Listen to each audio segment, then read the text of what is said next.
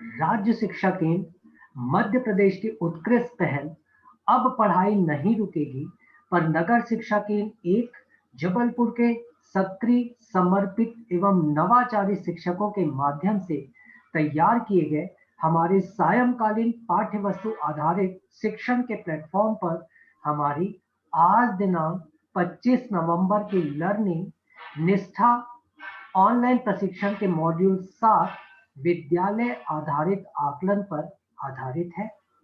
और निष्ठा की इस चर्चा के लिए आज हमारे साथ एक्सपर्ट के रूप में जुड़ी हैं माननीय शीबा खान मैम। माननीय शीबा जी शासकीय pre primary training institute Montessori school Jabalpur में पदस्थ हैं। तो आइए आज की इस बेहतरीन चर्चा के प्रारंभ में मैं प्रमोद श्रीवास्तव, विकासखंड अकादमिक समन्वयक, नगर शिक्षा केंद्र जबलपुर, हमारी आज की इस ऑनलाइन चर्चा की एक्सपर्ट माननीय शीबा जी एवं आप सभी जिज्ञासु शिक्षकों का भावभीना स्वागत करता हूं। अब पढ़ाई नहीं रुकेगी कि अपने स्लोगन के साथ आइए निष्ठा ऑनलाइन प्रशिक्षण के मॉड्यूल 7 विद्यालय आधारित आकलन पर हम अपनी चर्चा प्रारंभ करें।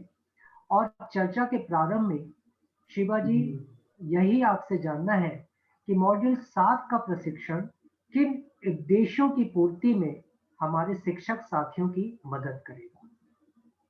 जी, हेलो एवरीवन। मॉड्यूल 7 जो है ये विद्यालय आधारित आकलन। तो जैसा हम सभी जानते हैं कि सबसे पहले बाह्य मूल्यांकन चलता था, उसके बाद बाह्य और आंतरिक का संयोजन, फिर सीसी पैटर्न आया। अब ये अनुक्रम में मेरे ख्याल में चौथा है विद्यालय आधारित आकलन। इसमें हम मॉड्यूल से हमें मदद मिलेगी कि विद्यालय आधारित आकलन की उत्पत्ति कैसे हुई और इसका महत्व को समझने में। दूसरी बात, आकलन के लिए शिक्षार्थी केंद्रित दृष्टिकोणों से परिचित होने के लिए में हमें मदद मिलेगी। तीसरा, आकलन प्रक्रियाओं के साथ शिक्षण अधिगम प्रक्रिया के एकीकरण की सुविधा पाने में, और साथ ही आकलन के उद्देश्य से प्रासंगिक विषय क्षेत्रों में संदर्भ आधारित उदाहरण को विकसित करने में। तो इस तरीके से हम इन 4 उद्देश्यों की पूर्ति इस मॉड्यूल के जरिए करेंगे।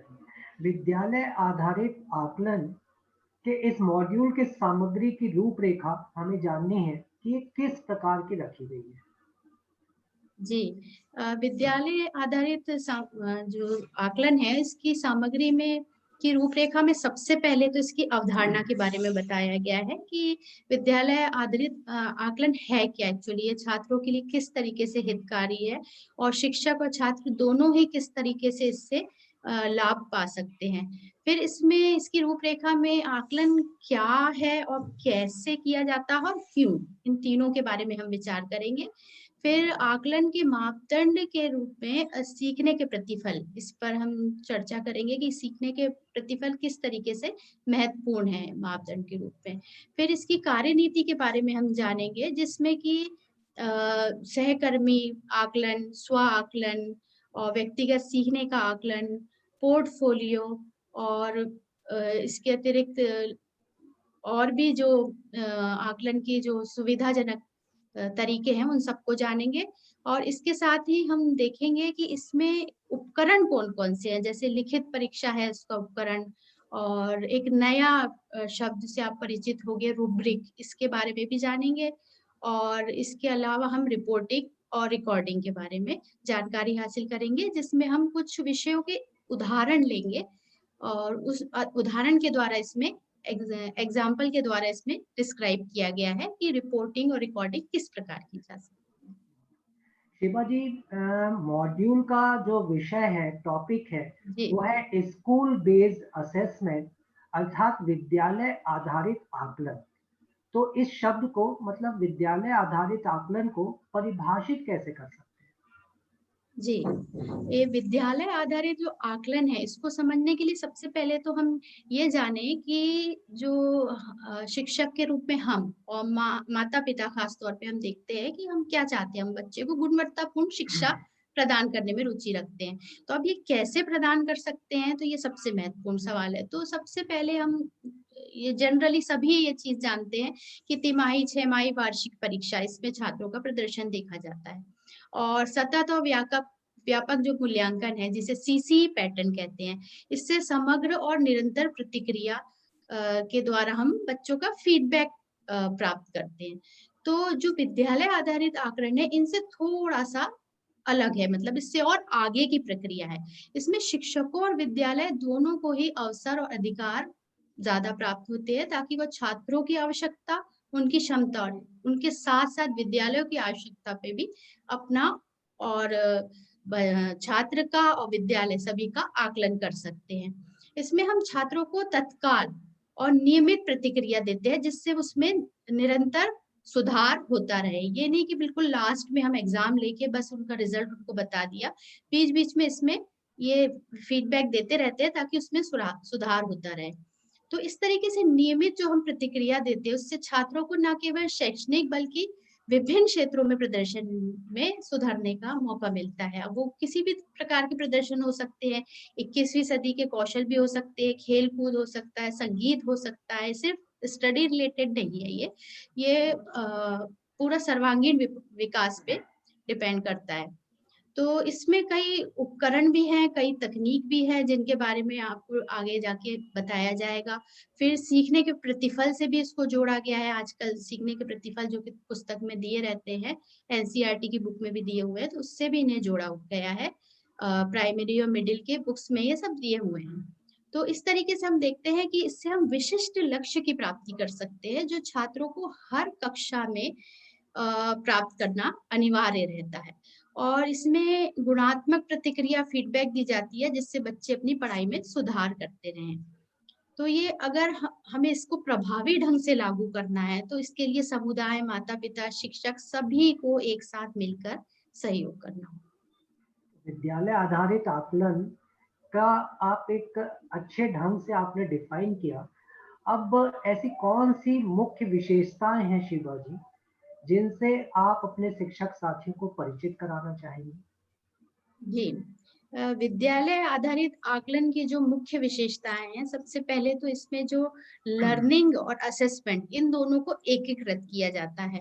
पहले ऐसा होता था, लर्निंग अलग चलती थी और असेसमेंट अलग चलता था, पर इसमें इन दोनों को मिक्स किया जाता है। लर्निंग में ही असेसमेंट को ढूंढ लिया जाता है। फिर इसमें सीसी पैटर्न की तरह प्रलेखन और रिकॉर्डिंग, रिपोर्टिंग का कोई भार नहीं रहता।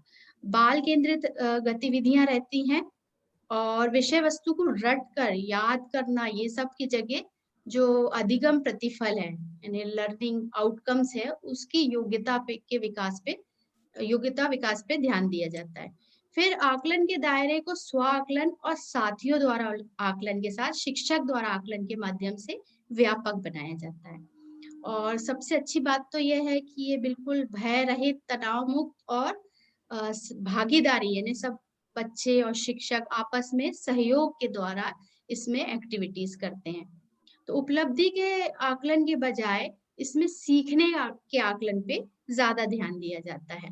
और सब last but not the least, कि शिक्षकों और व्यवस्था पर बच्चों का विश्वास बढ़ता है और बच्चे में स्वयं में भी एक आत्मविश्वास बढ़ता है। शिवा जी, आपसे जो चर्चा हो रही है और मॉड्यूल को जो मैंने समझा है, उस आधार पर स्कूल बेस्ड असेसमेंट का मुख्य उद्देश्य जो मेरी समझ में आया है, वह यह है कि बच्चों के सीखने की ज़रूरतों को समझने के लिए उन्हें उनकी दक्षता बढ़ाने में सहायता देना है, और यदि सीखने में कोई परेशानी है तो उन्हें दूर करने में मदद करना है। यह हमारा बिल्कुल। विद्यालय का आधारित आकलन है। अब इसी क्रम में आपसे यह जानना है कि ऐसे अधिगम प्रतिफल को आकलन मापदंड के रूप में आखिर महत्वपूर्ण क्यों माना गया है? इसके पीछे कारण कौन से हैं? जी, बिल्कुल सही कहा आपने। आजकल इसीलिए लर्निंग आउटकम्स पे बहुत अधिक ध्यान दिया जा रहा है। तो लर्निंग आउटकम्स जो होते हैं, पहले तो हम ये चीज़ समझ लें कि पहले जो होता था कि शिक्षक जो आकलन का तरीका रखते थे कि लर्निंग कर दी, उसके बाद उन्होंने या तो टेस्ट ले लिया या टर्मिनल एग्ज़ाम, हाफ ईयरली वार्षिक परीक्षा, ये सब परीक्षाएँ हो जाती थी। तो उसमें जो कोर्स रहता था, उसी से रिलेटेड क्वेश्चंस लिए जाते थे। तो टीचर्स की एक मेंटेलिटी ये डेवलप हो गई है कि उसी तरीके से हमें आज भी करता है, अभ्यास के पीछे के प्रश्न लेना है और उसी के आधार पे बच्चों का आकलन करना है। और ज़्यादा से ज़्यादा ये है कि अगर कोई उपलब्धि सर्वेक्षण होता है तो उसमें बहुविकल्पीय प्रश्न ले लिए जाते हैं। तो ये बहुविकल्पी प्रश्न भी जो लिए जाते हैं उसमें दक्षताओं के बारे में कोई तर्कपूर्ण आकलन नहीं, ऐसा ज़रूरी नहीं कि रहे, या बच्चे के उसमें क्या उसने सीखा इस पे ध्यान दिया जाए, ऐसा कुछ आवश्यक नहीं है। बस कोर्स के बीच में से बहुविकल्पी प्रश्न थोड़ा-सा और एक्स्ट्रा लेके बना लिए जाते थे। लेकिन ये जो सीखने के प्रतिफल हैं, ये पूरे कोर्स को कवर करते हुए उसकी प्रोसेस के साथ-साथ चलते हैं कि बच्चा उसके साथ-साथ क्या एक्टिविटी कर रहा है, क्या ज्ञान हासिल कर रहा है, वो क्या समझ रहा है और अपनी योग्यता के आधार पे जो भी वो सीख रहा है, ज़रूरी नहीं है कि पूरा कोर्स वो कवर करे। उसमें से जितने पॉइंट्स हैं सीखने के प्रति एक पाठ में या एक विषय में जो जितने पॉइंट्स हैं, उसमें से अगर कुछ पॉइंट्स भी वो कवर कर लेता है, तो उसके लिए सफिशिएंट है। तो ये आकलन का मानदंड के लिए मैं समझती हूँ कि सीखने के प्रतिफल सबसे महत्वपूर्ण है। शिवा जी, अभी प्रारंभिक चर्चा में आकलन के कई रूपों की आप चर्चा कर रही थी। तो आकलन के अन्य रूपों से ये विद्यालय आधारित आकलन की भिन्नता, संभावना या यूं कहें कि संपूर्ण अवधारणा, क्या आप हमारे शिक्षक साथियों के लिए यहाँ पर प्रस्तुत करना चाहेंगी? जी, जी। अ, विद्यालय आधारित आकलन की जो अवधारणा है, इसके लिए पहले मैं आपको ये बताना चाहूँगी कि सबसे पहले तो टीचर्स इस चीज़ को दिमाग में निकाल दें कि क्वेश्चन कोर्स से रिलेटेड ही लेना है हमको। तो इसमें हम देख सकते हैं कि ऐसी गतिविधियाँ भी हम शामिल कर सकते हैं जो बच्चे की डेली लाइफ से रिलेटेड हो। तो इससे क्या है, बच्चे ज़्यादा बेहतर तरीके से समझते हैं। पाठ्य पुस्तकों में जो ज्ञान दिया है गया है उससे विरत महसूस नहीं करते हैं। तो पाठ्यक्रम में जो शामिल अवधारणाएँ मुद्दों पर स्वयं के अनुभव को अगर वो प्रस्तुत कर पाते हैं और उस तरीके से विषय को सीखने के चरण पे वो अगर जाते हैं, तो वो उनके लिए जो नॉलेज रहती है वो आगे तक के लिए काम आती है और जीवन के हर क्षेत्र में वो काम आती है। तो अगर हम ये देखेंगे कि विद्यालय आधारित आकलन एक्चुअली क्या है, तो ये वह प्रक्रिया है जिसमें विद्यालय स्तर पर छात्रों को बेहतर तरीके से सीखने के लिए आयोजित किया जाता है। सबसे बेहतर तरीका जो भी होगा, तो इसमें कई उपकरण और तकनीकें होती है। अब तकनीक क्या है, उपकरण क्या है? तकनीक जैसे एक एग्जाम्पल इसी में दिया है मॉड्यूल में कि अवलोकन जो है वो एक तकनीक है और अवलोकन की जो सूची है वो उपकरण के रूप में उपयोग में लाती है। तो इस तरीके से आकलन के भी कई उपकरण होते हैं, जैसे कि उपकरण और कई तकनीक हो सकती है, जैसे इसमें स्व आकलन है, सेल्फ असेसमेंट जिसे कहते हैं, सहकर्मी आकलन है जिसे हम पीयर असेसमेंट कहते हैं, समूह कार्य आकलन है जिसे ग्रुप वर्क असेसमेंट कहते हैं, पोर्टफोलियो आकलन है, प्रामाणिक आकलन है, ऑथेंटिक असेसमेंट, इसके अलावा एनेक्डोटल रिकॉर्ड जो है, ये सब विभिन्न उपकरण और तकनीक हैं इसके।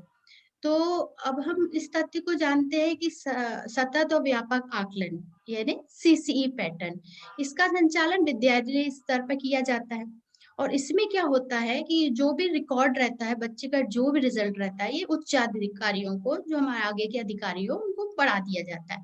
लेकिन विद्यालय आधारित आकलन जो सीसीई पैटर्न से थोड़ा डिफरेंट है, उसमें क्या है, बच्चों को अधिक उनके सीखने पे बल दिया जाता है, उनके प्रदर्शन पे, और वो बेहतर हो सके, जो सीख रहे हैं उनका प्रदर्शन और बेहतर हो सके, उसके लिए शिक्षक और छात्र विद्यालय स्तर पर जो प्रयास करते हैं और उसके द्वारा जो आकलन किया जाता है, तो वो विद्यालय आधारित आकलन है। तो यही मूल भिन्नता है इन दोनों चीज़ों में, विद्यालय आधारित आकलन में और दूसरे में। तो विद्यालय आधारित आकलन जो है, इसमें बहुत ज़्यादा लचीलापन भी रहता है, क्योंकि उसके लिए इसमें मॉड्यूल में एक बड़ा अच्छा एग्जाम्पल दिया गया है कि मान लीजिए किसी स्कूल में कोई शिक्षक नहीं है, अब वहाँ पर तो लर्निंग हुई नहीं। किसी क्लास में लर्निंग नहीं हुई या कुछ पार्ट अगर रह गए, तो अब हम क्या उसी स्टैंडर्ड पे उसका आकलन करेंगे? नहीं करेंगे, हम थोड़ा स्टैंडर्ड चेंज कर सकते हैं। तो वहाँ विद्यालय की आवश्यकता के अनुसार जो हम चेंजेस लाएँगे, तो ये एसबीए में ही पॉसिबल है। वैसे तो अगर बाह्य कोई मूल्यांकन करता आता है, तो वो इस चीज़ को नहीं समझता कि क्या चीज़ लर्निंग हुई, क्या नहीं हुई, बच्चे क्या सीख पाए, क्या नहीं सीख पाए। वो एक जनरल इन्फॉर्मेशन हासिल करके उसको खत्म कर देता है। मतलब उनका काम हो गया। तो ये ज़्यादा अच्छा किस तरीके से हो सकता है विद्यालय आधारित आकलन में? इसमें बच्चे अपने परफॉर्मेंस को सुधार भी सकते हैं, क्योंकि वो सीखने की प्रक्रिया के दौरान ये आकलन किया जाता है। तो बच्चा जब सीख रहा है उस वक़्त अगर हम उसको बताएँगे ये सुधार लो, तो वो उसके लिए बेटर होगा, ना कि वो जब सीख चुका है उसके बाद अगर हम उसको बताएँ कि बेटा तुम्हें वो सुधार लेना था। ये तुमने गलती कर दी, तुम्हारे यहाँ नंबर कट गए। तो आप खुद ही समझ सकते हैं कि कितना डिफरेंस है इन दोनों चीज़ों में। फिर ये जो आकलन होता है उसमें पारदर्शिता भी रहती है। इसमें छात्र देख सकते हैं कि वो किस तरीके के काम कर रहे हैं और वो आगे बढ़ पा रहे हैं अपने साथियों से तुलना करके या क्लास से स्वयं तुलना करके अपने आप जो है मापदंड निर्धारित किए गए, उसको देखकर वो डिसाइड कर सकते हैं कि हम कहाँ चूक रहे हैं, हमसे क्या गलती हो रही है। या शिक्षक देख सकता है कि बच्चे में कहाँ क्या गलती हो रही है, कहाँ उसको सपोर्ट करने की ज़रूरत है, कहाँ शिक्षण प्रक्रिया चेंज करने की आवश्यकता है। तो ये इसमें इसलिए पारदर्शिता बहुत अच्छी हो सकती है और इसमें सिर्फ़ छात्र के लिए इम्पोर्टेंट नहीं है ये, टीचर्स के लिए भी बहुत ज़्यादा इम्पोर्टेंट है और इसमें सक्रिय रूप से दोनों ही भागीदार रहते हैं। एक और लाभ है इसमें कि इसमें टीचर्स विद्यालय और शिक्षकों दोनों के लिए ऑटोनॉमी की बहुत गुंजाइश रहती है, जिसे हम स्वायत्तता कहते हैं। इसका एक महत्वपूर्ण कारण ये है कि आकलन के विभिन्न रूप हैं और ये कई एजेंसियों द्वारा किए जाते हैं। तो विद्यालय आधारित आकलन जो है वो अन्य रूपों के लिए मानार्थ है, क्योंकि ये जो पावर मिलता है स्कूल को, उसके साथ-साथ जो बाहर वाले आके बाह्य मूल्यांकन होता है, इन दोनों में ये प्रगति जो हो रही है बच्चे की, उसका मापदंड का आकलन ये स्वयं भी कर सकते हैं और जब वो परफॉर्मेंस अच्छा होता है, तो ये जो बाहर बाह्य मूल्यांकन होता है, तो वो बेस्ट निखर के आता है, बाहर बहुत अच्छा दिखाई देता है कि स्कूल में कितना अच्छा काम हो रहा है। और बच्चे कितनी अच्छी प्रगति करते हैं, इवन अभिभावक भी इसमें सैटिस्फाई होते हैं। तो अब जैसे कि हम देख ही रहे हैं कि सीखने के प्रतिफलों से इसको जोड़ दिया गया है, तो सीखने के प्रतिफलों को देख के टीचर के लिए और आसान हो गया है। एनसीईआरटी की बुक्स उठा के वो देख सकते हैं कि किस पार्ट से रिलेटेड या किस विषय में कितने सीखने के प्रतिफल है। इसके साथ वो डिसाइड कर सकते हैं और उस अनुसार बच्चे का शिक्षण करके बहुत अच्छा आकलन कर सकते हैं। शिवा जी, वैसे भी बेसिकली आकलन का उद्देश्य तो छात्र के प्रदर्शन या प्रगति के बारे में प्रासंगिक जानकारी इकट्ठा करना ही होता है। तो सीखने के विभिन्न पहलुओं के आधार पर इस मॉड्यूल में सीखने के पहलुओं के आधार पर भी आकलन के ऊपर चर्चा की गई है। तो हमें आपसे यह जानना है कि सीखने के विभिन्न पहलुओं के आधार पर आकलन के कुछ अन्य उद्देश्य भी जो आप यहाँ पर रेखांकित करना चाहेंगी? जी, जो आकलन के उद्देश्य हैं उसमें 2 रूपों में बताया गया है। एक तो सीखने के लिए आकलन और दूसरा है सीखने का आकलन। तो जो सीखने के लिए आकलन है इसको हम निर्माणात्मक आकलन भी कह सकते हैं कि जिसमें इस तरह के आकलन का मुख्य जो प्रयोजन होता है विद्यार्थियों को वो रचनात्मक प्रतिक्रिया प्राप्त करने में सक्षम बनाना है, जो उन्हें बेहतर सीखने और प्रभावी प्रगति में मदद करेगा। तो ये जो है इस तरह का आकलन जो है लर्निंग का एक अभिन्न अंग होता है और लर्निंग के दौरान सतत चलता रहता है। तो बच्चे के अक्सर हमने देखा है कि टीचर्स के दिमाग में बच्चे के लिए एक पूर्वाग्रह या बन जाता है कि ये बच्चा तो कमज़ोर है, इससे तो नहीं बनता, ये बच्चा बहुत इंटेलिजेंट है, ये तो बहुत अच्छी तरीके से कर सकता है। तो वो ही पूर्वाग्रहों को लेके हम आगे बढ़ते हैं। लेकिन इसमें जो इस तरह का आकलन होता है, सीखने के लिए आकलन, इसमें सबूतों की आवश्यकता होती है। तो जिससे जो बच्चा गतिविधि कर रहा है, चाहे वो कक्षा के अंदर कर रहा है या बाहर कर रहा है, जो भी गतिविधियाँ कर रहा है, उसमें जो भी जानकारी इकट्ठी होगी टीचर के पास, उससे वो आकलन कर सकता है। यानी कि ज्ञान, निष्पादन, कौशल, रुचियाँ, दृष्टिकोण, अभिप्रेरणा इन सब के द्वारा जो रिसर्च करके टीचर उसका देखकर अंदाज़ा लगा सकता है कि बच्चा किस प्रकार से गतिविधि कर रहा है, उस गतिविधि में कितना इंटरेस्ट ले रहा है और उसमें कितनी प्रोग्रेस कर रहा है उसके द्वारा वो आकलन कर सकता है। तो इसमें सिर्फ एक ये नहीं है कि बच्चे को जो या विद्यार्थी को जो परेशानी आ रही है, वही टीचर सॉल्व कर सकता है। इवन उसके भी शिक्षण में अगर कोई कमी है, तो उसको भी वो सॉल्व करते हुए आगे बढ़ सकता है। अब इसमें वो बहुत सारी चीज़ें देख सकता है कि विद्यार्थी क्या सीख रहा है, क्या नहीं, उसके सीखने के लिए कौन-सी शिक्षण विधि सही जा रही है, कौन-सी गतिविधि ज़्यादा उपयोग में आ सकती है उसके लिए। या अगर बच्चे को कुछ किसी विषय या किसी विषय वस्तु के प्रति कोई गलतफ़हमी है, तो वो उसको दूर करने के लिए क्या उपाय कर सकते हैं शिक्षक। तो ये सब चीज़ें वो अ, अपना स्व आकलन भी कर सकते हैं और उसके द्वारा आगे उसको शिक्षण विधि को आगे बढ़ा सकते हैं और इम्प्रूव कर सकते हैं। अब इसमें जैसा कि हम जानते हैं कि ये जो आकलन है, इसमें लर्निंग से बहुत ज़्यादा जुड़ा हुआ है। लर्निंग इसमें कोरिलेट साथ-साथ लेते हुए ही हमें इसमें आकलन कर रहे हैं। तो हम देखते हैं कि शिक्षा अधिगम प्रक्रिया के दौरान जब स्वयं के कार्यों का गंभीर रूप से आकलन, विचार और विश्लेषण करने के लिए विद्यार्थी को अवसर और इसमें स्थान प्रदान किया जाता है। और दक्षता और सीखने में आ रही परेशानी की पहचान करना भी इसमें आवश्यक है। तो स्वयं का आकलन करने और साथियों और समूह के काम पर विचार करने के लिए इसमें प्रोत्साहित किया जा सकता है। इससे क्या होता है, बच्चे में आत्मविश्वास बढ़ता है और शिक्षक में भी आत्मविश्वास बढ़ता है और बच्चा जो सीखता है वो आजीवन हमेशा के लिए उसकी जो क्षमताएँ हैं वो विकसित हो जाती हैं। फिर अब दूसरे अगर हम अ, आकलन की बात करते हैं, जैसे मैंने पहले कहा था कि सीखने के लिए आकलन और फिर दूसरा है सीखने का आकलन। तो जो सीखने का आकलन है इसे हम योगात्मक आकलन भी कह सकते हैं। तो ये जो आकलन है ये वर्ष में 1 बार भी हो सकता है। इसके लिए मतलब जो अपन लास्ट में असेसमेंट लेते हैं, वो इस तरीके के असेसमेंट को इससे जोड़ा जा सकता है।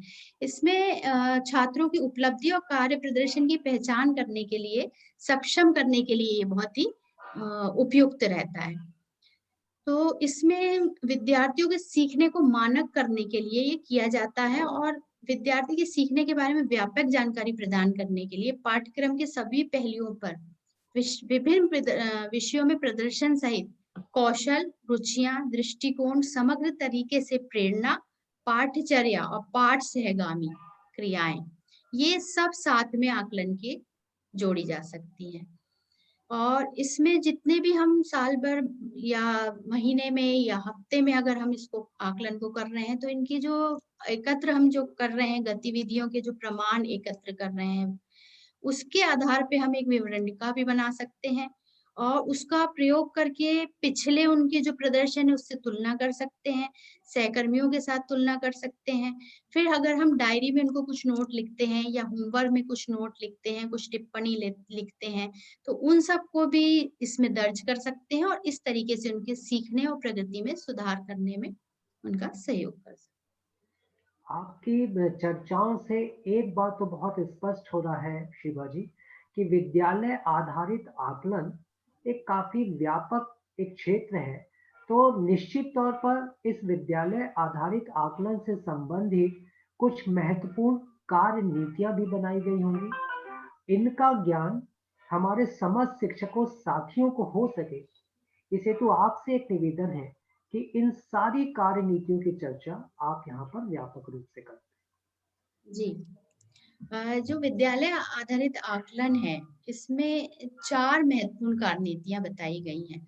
सबसे पहले इसमें जो बताया गया है वो है स्व आकलन। स्व आकलन का मतलब होता है कि जो बच्चे विद्यार्थी द्वारा स्वयं किया जाता है। तो स्व आकलन का मतलब यह नहीं है कि अध्याय के अंत में हमारे पास जो प्रश्न दिए गए हैं, बस उसी के ऊपर अगर बच्चा उत्तर दे दे रहा है और छात्र, तो वो काफ़ी हो जाएगा, वो सफिशिएंट नहीं है। इसमें क्या छात्रों की गहरी भागीदारी भी शामिल होती है।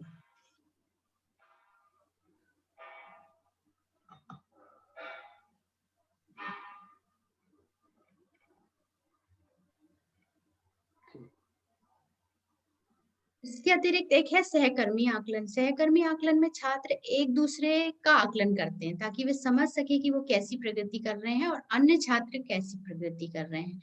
तो वे किस प्रकार दूसरों द्वारा की गई बेहतर प्रगति के आधार पे अपना परफॉर्मेंस में सुधार कर सकते हैं। तो इसमें हम देखते हैं कि जो उनकी मेमोरी है उसके आधार पे जो बच्चा एक्टिविटी करता है या एक दूसरे से की काम की या स्वयं की वो जो आलोचना करता है, उससे उनका जो प्रदर्शन होगा वो और ज्यादा बेस्ट हो जाएगा। और बस इसमें आवश्यकता इस बात की है कि उनको पर्याप्त शिक्षक द्वारा समय दिया जाए कि वो स्व आकलन और सहकर्मी आकलन करने का उनको बेहतर टाइम दिया जाए लर्निंग के दौरान। इसके बाद तीसरा आता है समूह कार्य आकलन।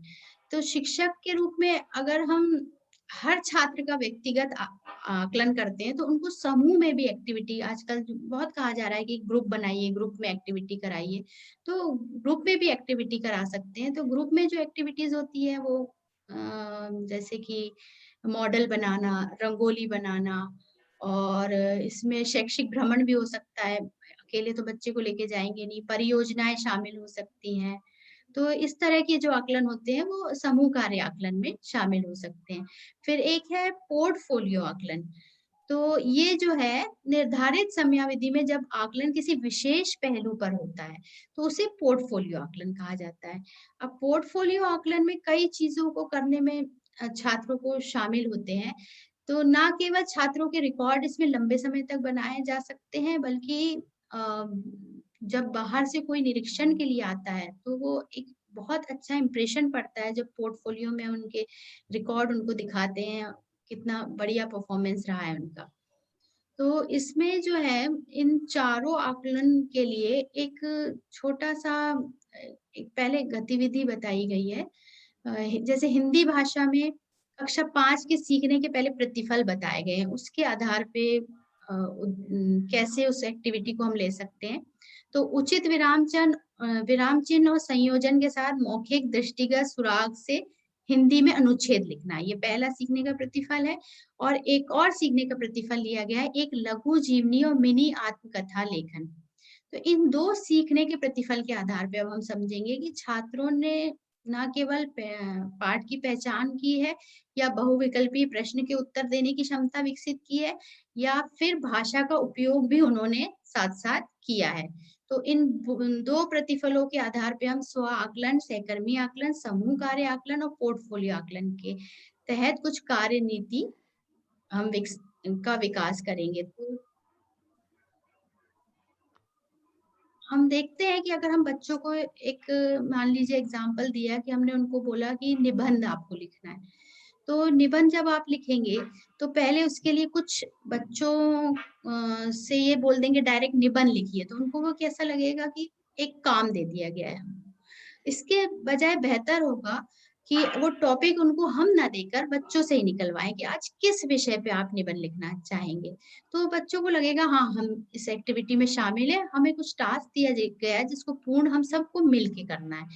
तो अब इसमें अगर आपने एक निबंध का टॉपिक दे दिया, सब बच्चों ने डिस्कस करके, एक चर्चा करके एक टॉपिक निकाल लिया, तो अब एक मानदंड भी निर्धारित करना है, जैसे कि पहले कहा था कि आकलन के मानदंड निर्धारित करना ज़रूरी है। तो वो मानदंड निर्धारित करने के लिए ज़रूरी नहीं है कि शिक्षक ही निर्धारित करे, उसमें बच्चों का भी सहयोग ले सकता है, बच्चे साथ में मिलकर मानदंड निर्धारित करेंगे। तो इसमें जो एक्टिविटी रहेगी वो मिलके वो लोग करेंगे। छात्रों को मेटाकॉग्निशन इससे उत्पन्न होगा। मेटाकॉग्निशन क्या योग्यताएँ होती है? जिसमें छात्र ये समझते हैं कि उनकी शिक्षा कैसे हो रही है, उनकी सीखने की दिशा और सीखने की गति कैसी हो है।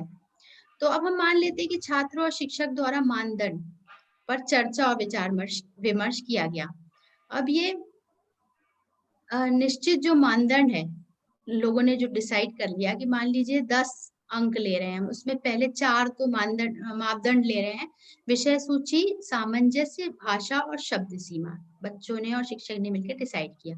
उसमें 10 अंक लिया, उसमें मान लीजिए विषय सूची के लिए उन्होंने 4 अंक ले लिया, सामंजस्य के लिए 3 अंक ले लिया है, भाषा के लिए 2 अंक, शब्द सीमा के लिए 1 अंक। अब इस तरीके से निबंध का आकलन कितने अंकों के लिए? 10 अंकों के लिए किया जाना है। अब मापदंड जो है उसके आधार पर छात्र स्वयं का एक आकलन करते हैं कि एक मॉडल जो उन्होंने एक मॉडल निबंध लेते हैं और उससे खुद अब तुलना करते हैं कि हमारा निबंध उस निबंध से कितना परफेक्ट है या कुछ कम है या कुछ ज्यादा है। सबसे पहले तो वो खुद उसका आकलन करेंगे, जिससे वो अपना परफॉर्मेंस जो है वो सुधार सकते हैं। फिर इसके बाद बच्चों को सहकर्मी आकलन जिसकी बात की गई थी, तो बच्चों से बदल-बदल के निबंध एक दूसरे को दिया जाएगा। तो उसमें क्या होगा, बच्चा जो है वो साथी के भी जो सोच है, विचारों से अवगत होगा, उससे भी सीखेगा। फिर स्व-आकलन और सहकर्मी आकलन के साथ जब हम छात्रों का समूह बनाते हैं, तो उसमें भी हम कोई विषय दे सकते हैं और उनसे बोल सकते हैं कि सारे मिल के इस पे डिस्कस करो और फिर इस निबंध को लिखो। तो इसमें वे आपस में एक समझ विकसित करते हैं और एक-दूसरे से सीखने और सहयोग की क्षमताओं के विकास करते हैं। तो ये भी उनके आगे बढ़ने में मदद करेगा।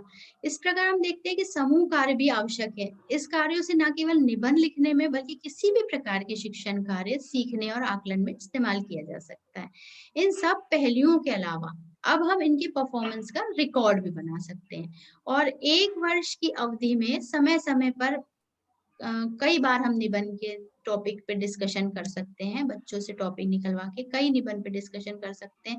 तो उसमें बच्चों के जो रिकॉर्ड है वो अगर हम संधारित करें और उसके बाद जो बेस्ट परफॉर्मेंस है, उसको निकालें, उसका प्रदर्शन करें, तो ये पोर्टफोलियो प्रबंधन और प्रस्तुति का हिस्सा हो सकता है। तो इस प्रकार हम देख सकते हैं कि ये चारों जो कार्य नीति है, इसके द्वारा कितने अच्छे तरीके से बच्चे एक छोटे से टॉपिक को बहुत अच्छे से अपने विचार, साथी के विचार, पूरे ग्रुप के विचार और फिर वो उन विचारों को जब प्रदर्शन के लिए रखा जाता है, तो उससे दूसरी क्लास के बच्चे भी एक आदर्श रूप उनके सामने आता है और वो सीख सकते हैं।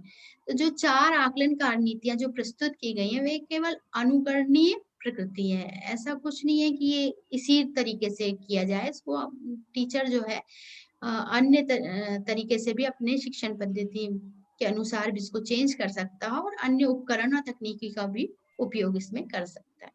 बस ये है कि तरीका बहुत प्रभावी होना चाहिए जिससे छात्र भी प्रगति करे और अच्छे से अच्छे सीखने का उसको माहौल हासिल हो। शिवा जी, कार्य नीतियां बताते हुए आपने एक जो बहुत महत्वपूर्ण बात बोली है, उसे मुझे रिपीट करना बहुत अच्छा लग रहा है।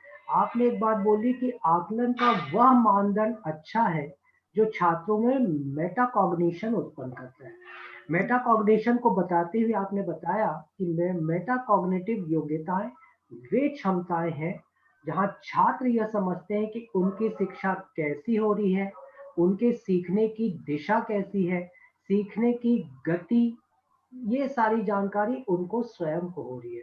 तो ये बहुत ही इम्पोर्टेंट बात स्कूल बेस्ड असेसमेंट में मुझे समझ में आई है। साथ ही एक गतिविधि जो निबंध की आप बात कर रही थी, अगर निबंध का संधि विच्छेद किया जाए तो यह एक खुली हुई रचना ही होता है। तो जहाँ पर खुद अपने शब्दों में अगर कोई विचार व्यक्त कर पाए तो उसे निबंध कहते हैं।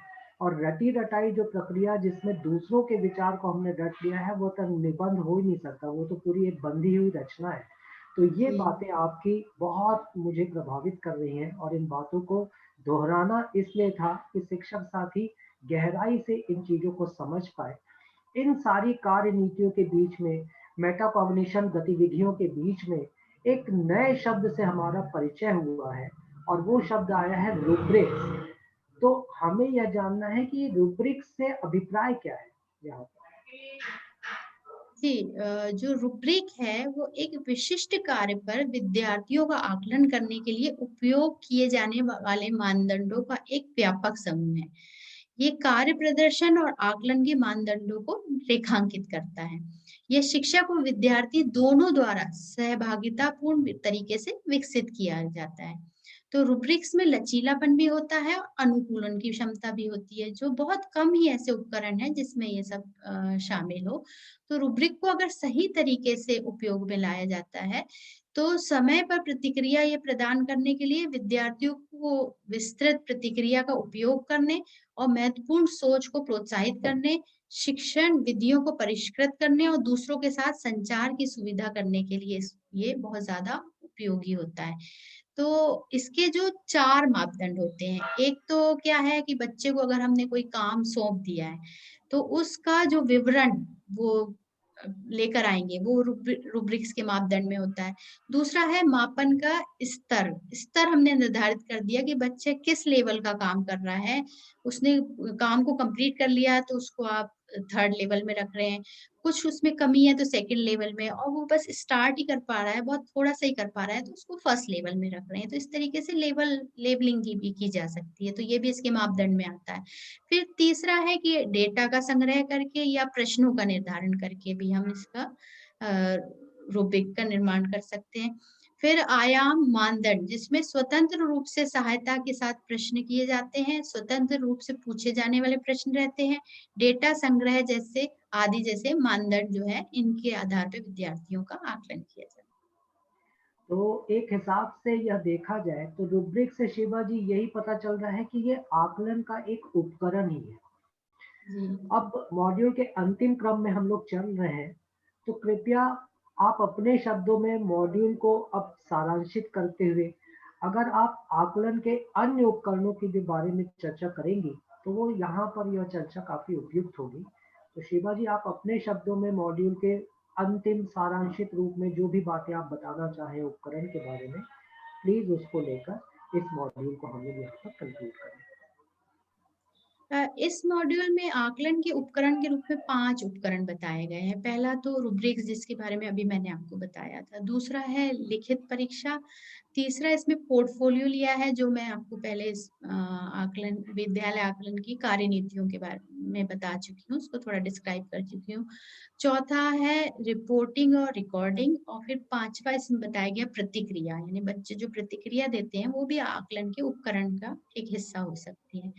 तो रूब्रिक्स पे हम चर्चा कर चुके हैं। दूसरी बात है जैसे लिखित परीक्षा जो है, जिसे हम कागज पेंसिल परीक्षा के भी नाम से जानते हैं। तो ये जो विद्यालय स्तर पर विद्यार्थियों के आकलन हेतु लिखित परीक्षा को आकलन उपकरणों में एक विश्वसनीय, महत्वपूर्ण और लोकप्रिय उपकरण माना जाता है। लोकप्रिय इसलिए क्योंकि बहुत कंफर्टेबल रहते हैं टीचर्स भी इसमें, और मेरे ख्याल में गार्जियंस भी, कि बच्चे ने हमारे क्या लिखा है बस वो हमें देखने मिल जाता है।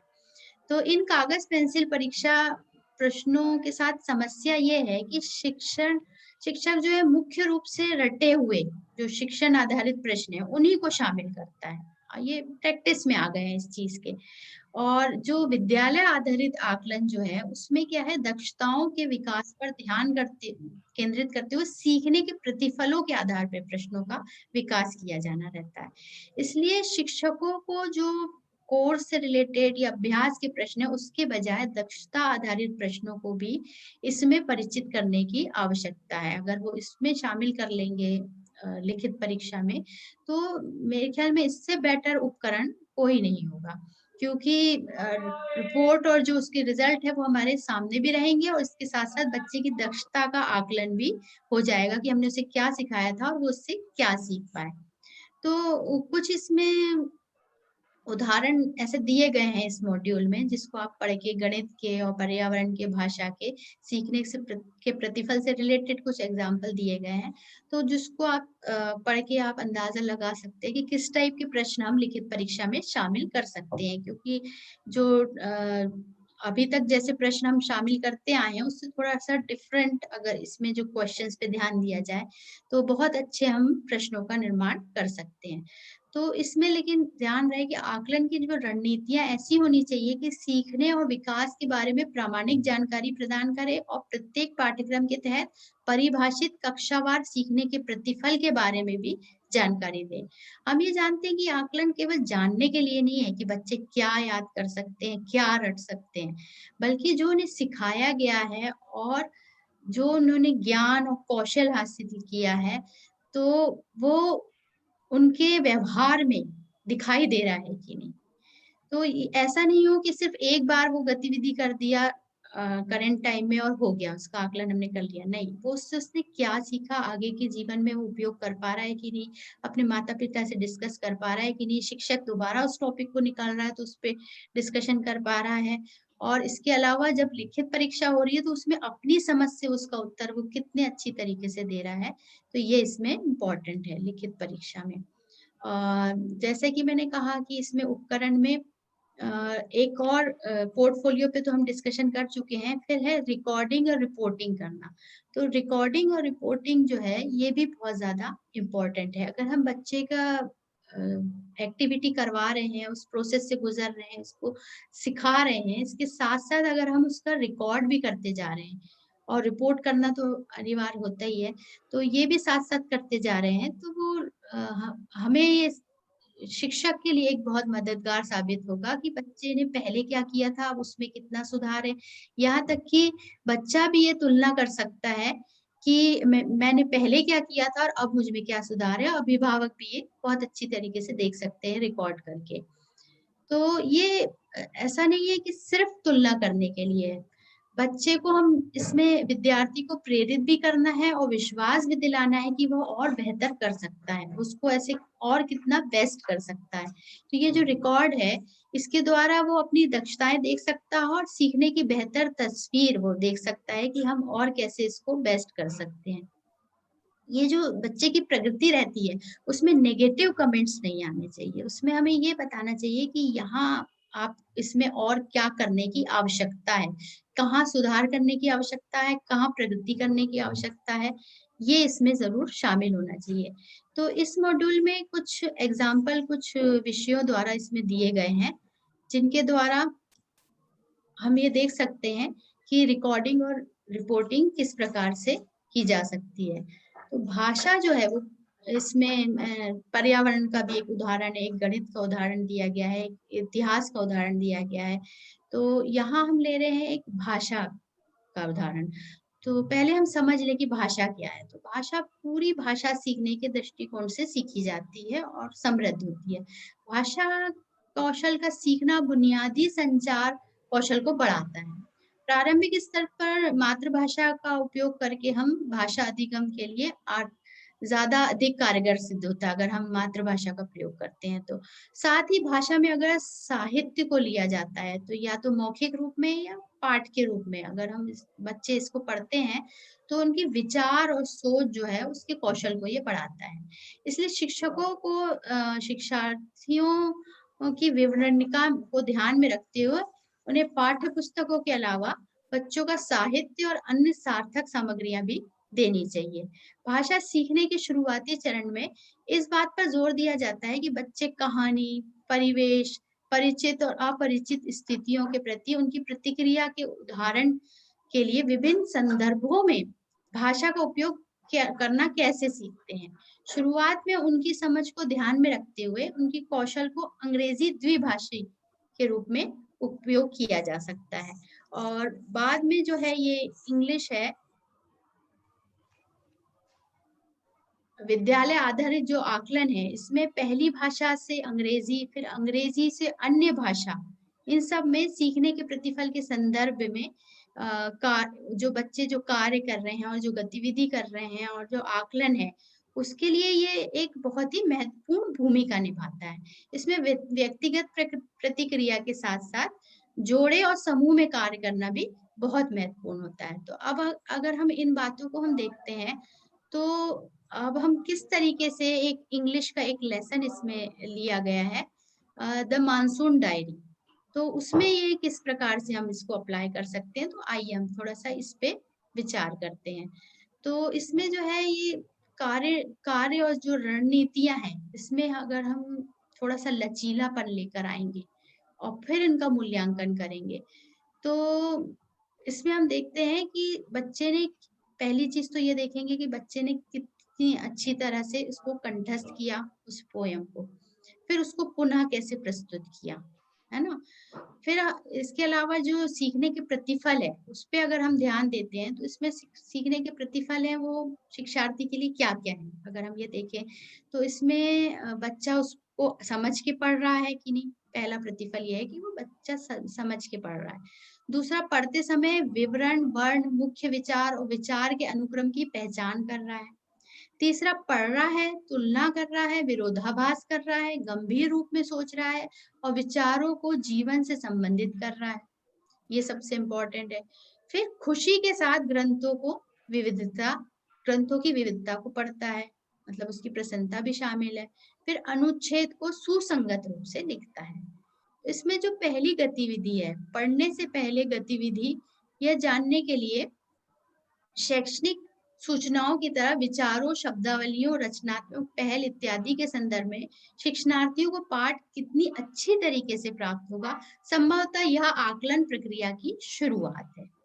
अब इसके लिए शिक्षार्थी और विद्यार्थी दोनों ऑडियो और वीडियो दोनों का उपयोग कर सकते हैं। लेखक रस्किन बॉन्ड और उनकी पुस्तकों के बारे में पता लगा सकते हैं। तो पहला तो स्तर ये हो गया। अब दूसरी बात अगर हम करें, तो पाठ का जो शीर्षक है, उसको पढ़ के पाठ की सामग्री का अनुमान लगाने में बच्चों को हम शामिल कर सकते हैं। फिर उन्हें उनके अनुमानों को शब्दों वाक्यों में लिखने के लिए कह सकते हैं। फिर उनके द्वारा ये पूछ सकते हैं कि वो अपनी दैनिकी में इसको लिखते हैं, और नहीं लिखते हैं तो उनको प्रेरित कर सकते हैं। अब अंग्रेजी भाषा में या मातृभाषा में किस तरीके से वो लिखते हैं? वैसे तो बच्चे बहुत छोटे होते हैं, अंग्रेजी भाषा में अभी लिखना नहीं आता, पर कम से कम अंग्रेजी के वर्ड्स वो लोग यूज़ कर पा रहे हैं कि नहीं, कम से कम इस चीज़ को ध्यान में रख सकते हैं। फिर अपने माताजी, पिताजी इन सब के साथ भी विचार उसको डिस्कस करते हैं कि नहीं, और अन्य विद्यार्थियों के साथ वो डिस्कस कर रहे हैं कि नहीं, ये सब हमें देखना पड़ेगा। तो पढ़ने से पहले क्या है, ये गतिविधियाँ अगर शिक्षक अधिगम और समझने बूझने की कुशलता हासिल करने के लिए अगर हम ये अपनाते हैं, तो ये एक रणनीति का कार्य करेगी। जो एसबीए है, ये विद्यार्थियों को सीखने को बेहतर करने के लिए मदद करता है और शिक्षक को बेहतर शिक्षा देने में मदद करता है। तो इसीलिए शिक्षक चाहे तो इस रणनीतियों में थोड़ा-सा संशोधन भी अपने अनुसार कर सकते हैं। जैसे कि वो बातचीत में अगर संलग्न कर रहे हैं, तो अगर मान लीजिए उनको दैनिकी का, अब हम दैनिकी के बारे में डिस्कस कर रहे हैं और बच्चे को दैनिकी की जानकारी ही नहीं है, तो पहले उनको एक नमूने दिए जाएँ, बच्चों को, विद्यार्थियों के सामने नमूने दिए जाएँ कि दैनिकी होती क्या है, उस पे डिस्कशन किया जाए, फिर उस तरह के प्रश्न किए जाएँ। निरर्थक प्रश्न नहीं करना है, बच्चों से रिलेटेड प्रश्न करना है कि हमने अगर मान लीजिए एक डिसाइड कर लिया है कि हमें ये पूछना है, तो हम यही पूछ रहे हैं, ऐसा नहीं है। बच्चे की आवश्यकता के अनुसार ही प्रश्नों को चेंज किया जा सकता है। अब शिक्षक आकलन कैसे कर सकते हैं? तो इसमें देखिए, शिक्षक आकलन करने के लिए पाठ के बारे में, सीखने वाले की तैयारी, दैनिकी लेखन आदि के बारे में उनकी समझ विकसित हो रही है कि नहीं। फिर विचारों की अभिव्यक्ति और स्पष्टता में अभिव्यक्ति के प्रवाह की क्षमता है या नहीं। दैनिकी लेखन के साथ अपरिचितता के संदर्भ में चुनौतियां, शीर्षक के अर्थ को समझने में विफलता, ये सब भी ध्यान देना है कि बच्चे से बन रहा है या नहीं बन रहा है, या सफल हो रहे हैं, विफल हो रहे हैं। लेखन कौशल की दक्षता भी देखी जाएगी, जिसमें उनके विचार किस प्रकार से शामिल हो रहे हैं उस लेखन में, किस तरह की शब्दावली का बच्चे उपयोग कर रहे हैं, क्योंकि भाषा का जब पाठ चल रहा है तो शब्दावली पे भी ध्यान दिया जाएगा, विराम चिन्हों पे ध्यान दिया जाएगा, व्याकरण पे भी ध्यान दिया जाएगा। और पूछे हम अगर कोई शिक्षक प्रश्न पूछ रहे हैं, तो उसकी जो समझ है और उसमें जो साथियों की उनकी जो प्रतिक्रियाएँ हैं, उसका भी आकलन किया जा सकता है।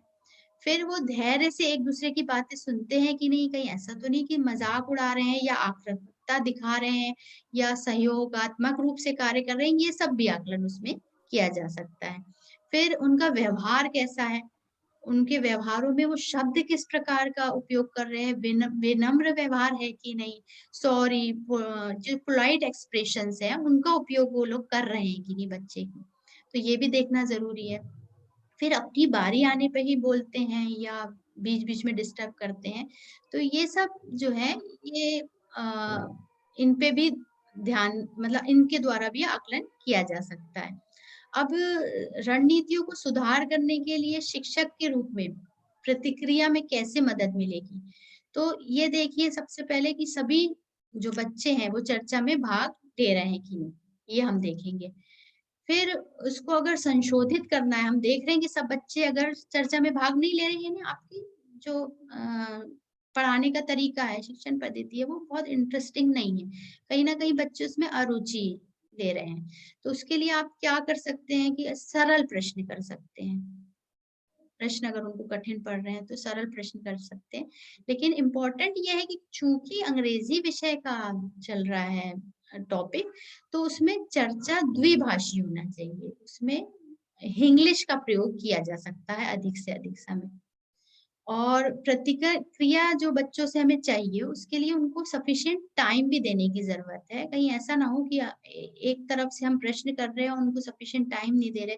कुछ बच्चे बहुत जल्दी रिएक्ट करते हैं, कुछ बहुत देर से भी रिएक्ट करते हैं, कुछ नहीं भी करते हैं। तो यहाँ हमें संशोधन करने में ये हम इन चीज़ों का ध्यान रखना चाहिए कि हमें किस प्रकार से बच्चों की आवश्यकता के अनुसार अपनी रणनीति चेंज करना है।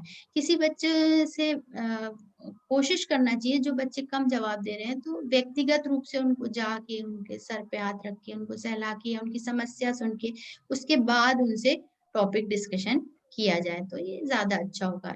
इससे उनकी दक्षताएँ सामने आएँगी और उनकी कमज़ोरियाँ अगर अंदर हैं, कुछ उनकी वीकनेसेस हैं, तो वो उन्हें समझकर हम उनको मौका देना चाहिए। फिर हम अपने जो अवलोकन और आकलन हमने किया, अब इससे टीचर शिक्षण के तरीके में और बदलाव कर सकता है। कैसे कर सकता है? पाठों में जो प्रश्न है, उसमें रुचि और समझ का आकलन करने के लिए प्रश्न बहुत इम्पोर्टेंट होते हैं। तो वो प्रश्नों में जो शब्दावली है, वो बच्चों के अनुसार हो। एक बड़ी अच्छी बात हमेशा से कही जा रही है कि स्थानीय भाषा का प्रयोग किया जाए, ताकि बच्चे जो है बेहतर तरीके से समझे। तो जब हम चर्चा कर रहे हैं, पाठ पढ़ा रहे हैं तब तो उसकी भाषा वही रहेगी, लेकिन जब हम चर्चा कर रहे हैं तो हम जो शब्दों का उपयोग कर रहे हैं उसमें उनकी स्थानीय भाषा के शब्द भी उपयोग में ला सकते हैं। लेकिन चूँकि भाषा शिक्षण में एक स्टैंडर्ड होता है, तो जब हम लिखित रूप में बच्चे अगर लिखते हैं तो कोशिश किया जाए कि वो सही शब्दावली का उपयोग करें।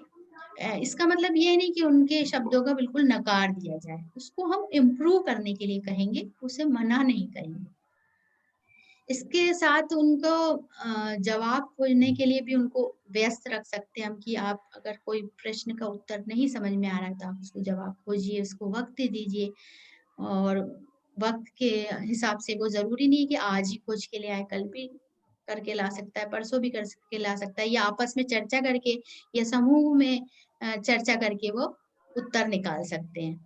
तो यदि पाठ्य पुस्तक में प्रश्न और शब्दावली नहीं दी गई है, तो शिक्षक जो है वो संक्षिप्त प्रश्न और शब्दावली स्वयं भी बना सकते हैं।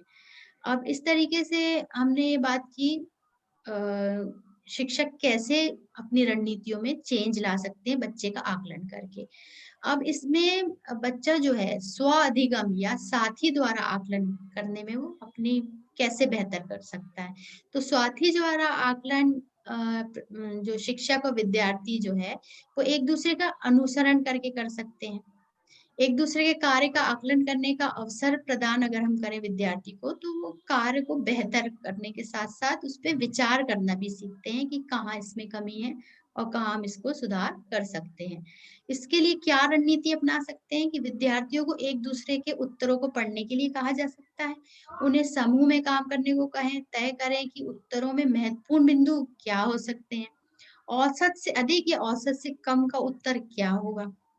एक बार यह तय हो जाने पर उन्हें ऐसे उत्तर दें जो उनके स्वयं के नहीं हैं और उन्हें उनका आकलन करने के लिए कहें और उनको सुधार के दायरे का पता लगाने के लिए स्वयं के उत्तर का आकलन करने को भी कह सकते हैं। तो यह जो अभ्यास है उनके कार्य की अपनी समझ के उद्देश्य से प्रेरित होगा। इस तरह के लेखन कार्यों के लिए मापदंड रूब्रिक विकसित करने में सक्षम होंगे वो बच्चे, क्योंकि रूब्रिक जो है वो सिर्फ शिक्षक द्वारा नहीं बच्चों के साथ मिल के उसके मापदंड निर्धारित करना बहुत अच्छा रहता है। तो उनकी उनकी प्रस्तुतियों में नाटकीयता भूमिका निभाने में उलझाकर उनको साथियों के साथ जो आकलन के उनको पूरे-पूरे अवसर दिए जाने चाहिए। अब इसके बाद उन्हें सुधार के दायरे भी पता होना चाहिए कि किस तरीके से वो सुधार कर सकते हैं। अब पढ़ने के बाद जो है, बच्चे ने पढ़ लिया लेसन को, उसके बाद उसको हम कैसे चिंतन के लिए प्रेरित कर सकते हैं या लिखने के लिए प्रेरित कर सकते हैं। तो उनको ये कह सकते हैं कि वो अपनी रचनात्मक शैली में बरसात के दौरान कीड़ों, जानवरों, जंगल इनके जीवन से जो जानकारी है वो उसको लिख सकते हैं। ध्वनियाँ और चित्र बरसात के मौसम का माहौल बना सकते हैं, ध्वनि द्वारा, चित्रों के द्वारा। तो इससे बच्चे जो हैं एक दैनिकी लिखने के लिए प्रेरित होंगे, वो चाहे वो ड्राइंग के द्वारा करें या लिखने के रूप में करें, और इससे उनका जो इस सब्जेक्ट, इस टॉपिक से रिलेटेड जो विचार हैं, वो हमारे सामने लिखित रूप में आ जाएँगे। बस ये है कि हमें उनकी शब्दावली और भाषा पे थोड़ा-सा ध्यान देना होगा कि वो अपनी प्रसन्नता उसमें ज़ाहिर कर पा रहे हैं कि नहीं, वो उसको समझ के लिख पा रहे हैं कि नहीं। अब दूसरा क्या है, लेखन कार्य के लिए एक रचनात्मक लेखन के लिए इसमें एक मॉड्यूल में बताया गया है कि शिक्षक अंग्रेजी और अन्य भाषाओं में कविता पढ़ने के विद्यार्थियों के अनुभवों को याद करके सुनिश्चित कर सकते हैं। ऋतुओं, बरसात आदि पर कविताओं और कहानियों को संशोधित किया जा सकता है, उनमें कुछ और जोड़ा भी जा सकता है। यहाँ विश्लेषण या प्रशंसा की आवश्यकता नहीं है। वे पढ़ते हैं, आनंद लेते हैं और अपना अर्थ बनाते हैं। यह सुझाव विचारों की पुनरावृत्ति, शब्दों के अनावश्यक उपयोग और अपने लेखन में अभिव्यक्ति से बचने के लिए दिया गया है कि मतलब कुछ ऐसा ना हो कि कुछ अनावश्यक शब्दों का बच्चे प्रयोग कर लें। फिर उसके बाद जो लेखन कार्य है, उसके बाद अभिव्यक्ति की, आत्म अभिव्यक्ति की जो बात आती है, तो बच्चे जो है उद्देश्य को समझें और फिर आत्म अभिव्यक्ति इससे रिलेटेड और किस तरीके से कर सकते हैं, इसके बारे में शिक्षकों को कुछ विचार करना होगा, रणनीतियाँ निर्धारित करनी होगी। इसमें हम देख सकते हैं कि बच्चे जो है आत्म अभिव्यक्ति जो करते हैं, उसमें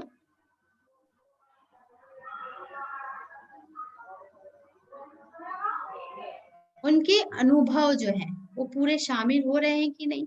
साथ ही उपयुक्त शब्दावली का उपयोग कर रहे हैं कि नहीं? फिर महत्वपूर्ण और मामूली विवरणों का उपयोग कर रहे हैं या नहीं कर रहे हैं? पात्रों पे ध्यान केंद्रित कर रहे हैं? कथा में उनके प्रवाह आ रहा है कि नहीं? तुकबंदी सही है कि नहीं? इस तरीके से ये बहुत सारी चीज़ों का अ, बहुत सारे पॉइंट्स पे हम उनका आकलन कर सकते हैं। और लास्ट में जो शिक्षक है, वो इसमें सहयोग भी कर सकता है, एक नमूना पेश करके उनको प्रोत्साहित भी दिखा सकता है कि इस तरीके का आप उपयोग कर सकते हैं, इस भाषा का उपयोग कर सकते हैं, इस शब्दावली का उपयोग कर सकते हैं और इसको कितना बेहतर आप बना सकते हैं। शिवा जी, आपने इस मॉड्यूल के ऊपर बहुत ही व्यापक चर्चा की। निश्चित तौर पर हमारे शिक्षक साथियों के लिए ये बहुत ही फ्रूटफुल होगा, ऐसी अपेक्षा है। आपकी जितनी भी बातें जो अभी मैंने आपसे सुनी, उसको किसी पॉइंट्स पर अगर एक बार और मैं दोहराना चाहूँगा, तो जैसे आपने एसबीए की विशेषता, स्कूल बेस्ड असेसमेंट की विशेषता बताई, तो आपने बताया कि आकलन की जितनी भी विशेषताएं होती हैं, उनसे भी अधिक रूप में स्कूल बेस्ड असेसमेंट ने अपने आप में विशेषताएं को समाहित कर रखा है। और ये विशेषताएं इस रूप में है कि जब इस स्कूल बेस्ड असेसमेंट होता है, तो यह चाइल्ड सेंटर्ड असेसमेंट होता है, बच्चा केंद्रित ये आकलन है। कक्षा का वातावरण जो होता है वो गैर थ्रेटनिंग होता है। योगात्मक और प्रारंभिक मूल्यांकन होता है। समग्र शिक्षण अधिगम मूल्यांकन होता है। और फिर इन सब के साथ आपने जो बताया है कि ये काफी फ्लेक्सिबल है, जिसमें टीचर अपनी क्रिएटिविटी को भी जोड़ सकते हैं। आकलन के उपकरण की जब आपने बातें बताई, तो आपने एक बहुत ही व्यापक तरीके से रूब्रिक्स के बारे में बताया, जो कि आकलन का एक उपकरण है। आकलन के अन्य उपकरण भी आपने व्यापक रूप में बताए, जिसमें लिखित परीक्षा को आपने शामिल किया, रिकॉर्डिंग और रिपोर्टिंग को शामिल किया, पोर्टफोलियो को शामिल किया और प्रतिक्रिया को भी शामिल किया। आकलन का उद्देश्य बताते हुए आपने बताया कि आकलन हमें सीखने के लिए आकलन, सीखने के रूप में आकलन करना है। आकलन क्यों करना है, तो आपने बताया सीखने के प्रतिफल के बारे में जानने के लिए आकलन करना है। आकलन कैसे करना है, आपने बताया कि व्यक्तिगत आकलन हो सकता है, आकलन रणनीतियों को बनाकर हो सकता है, समूहों का आकलन हो सकता है। तो इस प्रकार से आपने जिनिष्ठा ऑनलाइन प्रशिक्षण का मॉड्यूल 7 स्कूल बेस्ड असेसमेंट, इसके बारे में बहुत ही व्यापक आपने हमसे चर्चा की है और बहुत ही सहज रूप में ये सारी बातें हम लोग समझ सके हैं। तो अब बारी है आपको समस्त शिक्षकों के बिहाफ पर एक बधाई और धन्यवाद देने की। तो आज हमारे बीच में एक्सपर्ट के रूप में शीबा जी इस मॉड्यूल की चर्चा के रूप में उपलब्ध थी। सभी के बिहाफ पर मैं उनका हृदय तल से आभार व्यक्त करता हूँ। बहुत बहुत धन्यवाद मैम।